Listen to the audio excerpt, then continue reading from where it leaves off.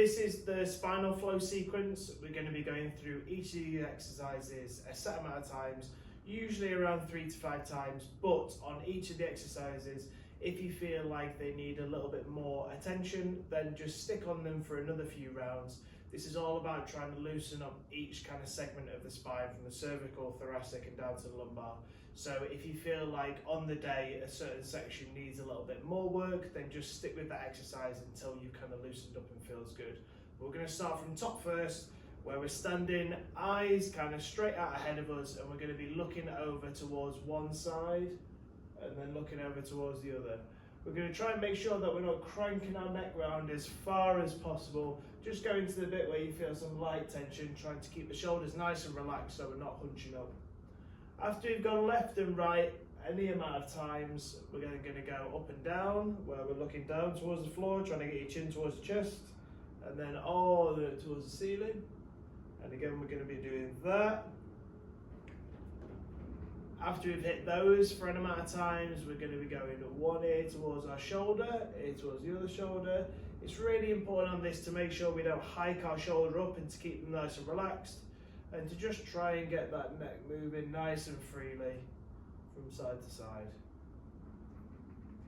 After we've hit those, we're going to open up our base of our feet a little bit. I like to grab onto my hands when I do this, but you can go with your hands completely separate. We're going to stretch our arms up as high as we can above our head, keep pushing up towards the ceiling, and then we're going to push our hips towards one side and lean over towards the other side, trying to get a nice big stretch that's going to come down from the hip all the way up through kind of the side of the back and up through the lats. We're going to be hitting this side to side for however many reps feels good. And then after that one, we've got a Jefferson curl spinal wave. So this one's going to be a little bit more complicated. So it's really important to try and do this as technically right as you can, regardless of how much range of motion you end up having. I'll go sideways so it's a bit easier to see, but from here we're going to go chin to chest, and we're thinking about rounding our back down one vertebrae at a time. So we're not hinging at the hips, we're trying to roll our head down, then roll our shoulders, roll our mid-level back, and you're going to keep rolling until you start to feel a little bit of tension through the back of the legs and maybe a little bit on the lower back. From here now, we're going to try and keep our body facing down, and we're going to lift our head and chin up. We're then going to try and lift our chest up and raise ourselves to the top. So we've ended up going in this wave down and wave up. It's really important that the movement is led by the head rather than kind of going through the hips and it just being a hinge. You'll probably find that each time you go through this, you'll be able to go a little bit deeper. So as an example, on this second one, I can go down to about here. And then on this third one, I can go down to here.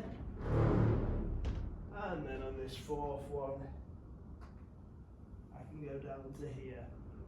Well, the aim is not to go further and further, but you'll find as you kind of floss it out, you'll be able to go further. After you've hit that a few times, we've got the final one, which is some rotations. Arms come up towards our chest. We're going to lightly rotate 90 degrees around to one side and then the other. And we're going to hit this as 5 times on each side, or however many feels good. And then after that, we're going to be doing some doubles. So from here, afterwards, we're going to go side and then a little bit further, side and then a little bit further. So we're just pushing it towards the end range and then just bouncing past it a little bit. After we've done that, we can have a little bit of a shake off, and that's the whole spinal flow. Go for each of the exercises however many times it feels you to loosen up. Anywhere from kind of the whole thing taking 1 minute through to 5 minutes would be a perfect warm-up.